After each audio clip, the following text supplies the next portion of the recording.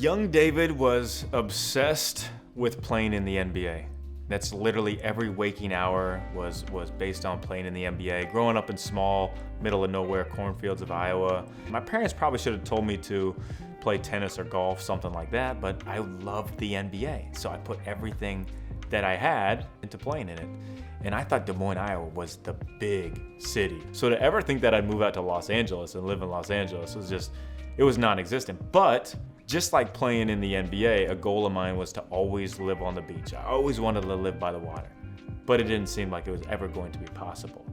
I played Division I college basketball at Western Illinois and had a good career and ended up playing professionally overseas. First year overseas, I'm playing in second division Australia. I wanted to play in the first division. I was like, all right, I'm gonna go to management. I'm gonna go to the owner and just ask for a tryout. Like, I can get a tryout. So I go to the owner and ask him for a tryout, and he says in this Australian accent, mate, you're not even good enough for a tryout. That's like a horrible Australian accent, but I still thought I was playing in the NBA. Every waking hour was based on how can I make myself better? How can I improve myself? And I'm playing in Spain, in northern Spain, in the Basque region, where after our first preseason game, the very first preseason game, and you know those times where you just like, you can absolutely see everything of that moment. You remember exactly where you were. The coach, a younger coach, he comes to me, he's like, pulls me aside and says, David, we're sending you home. You can't cut it. Like, I got cut after the first preseason game. All my hopes and goals and dreams taken away, turned upside down, face rubbed in the dirt, basically. And my mom would always say these motivational and inspirational quotes, and it's usually like, whatever, mom, in one ear, out the other ear. I'm not listening to this.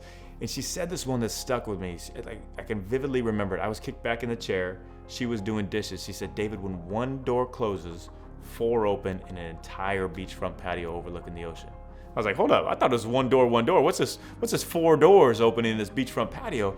But it hit me in that moment is everything I poured into my life to play in the NBA was not necessarily for me to be in the NBA, but everything that I had learned was to be able to teach others with more God-given ability, 7-foot height and athleticism to be able to play in the NBA. So right then and there, I realized, hey, my whole life is not for waste. I didn't pour it all into this and it's all gone. I have to start all over. No, I'm just pivoting it to be able to coach in the NBA. So right then and there, I made my decision. I was going to coach in the NBA. I haven't really told this story. The first player that I really helped put me on the map was a high school kid. His name's Aaron Gordon. He's since been like an NBA superstar. I knew his high school coach and I wanted to get into training NBA players. So of course I would have to train an NBA player to get into it. And I go up there, it gives me this opportunity to work with Aaron. And I was nervous and I was scared to do it. And I literally made an excuse to not do that workout. And I was like, man, it's not for me. I got stage fright, I guess. And there's a high school kid too.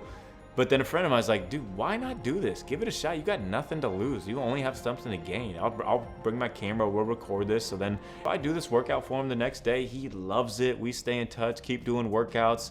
And this video from this is literally what got me into these agents, these NBA agents. We're like, oh, he's working out this kid. Okay, we got to bring him in and work out other players. One of the players that have really had a massive impact on me is Jeremy Lin.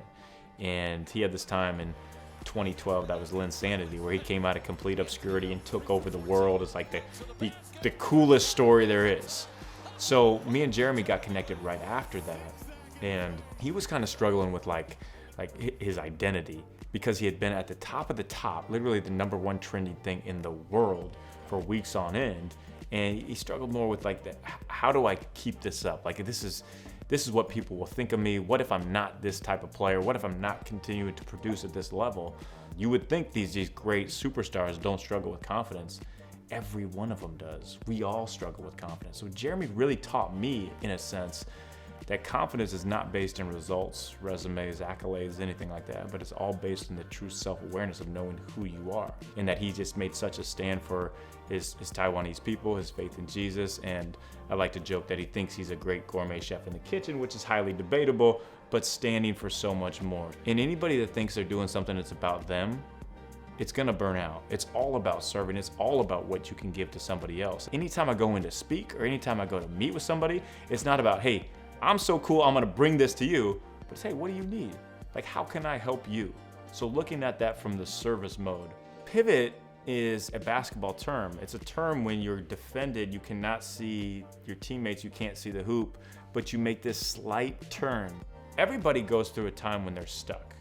Everybody has been a time. You look at the most successful people, they weren't just there. They have a time when they're stuck. And that's why I wrote this book, because we go through these situations, but we don't know how to get out. We often just get in our own way.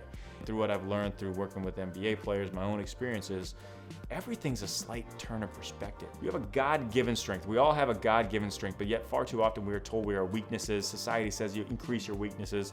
No, weaknesses is just another term for a compliments wish list. You place yourself with people with different strengths. It's like the 98 Bulls. Michael Jordan, best scorer. Steve Kerr, best shooter. Scottie Pippen, best wingman. Dennis Rodman, best crazy man who you don't know what color hair he's gonna show up, whether he's gonna get kicked out of the game. Like, all these different misfits make an ultimate team. So think about that in your life. Who are those people you want to surround yourself with? The best people to be around are, yes, the people that support you. Everybody talks about the support team, and that's great and all, but also the people that challenge you.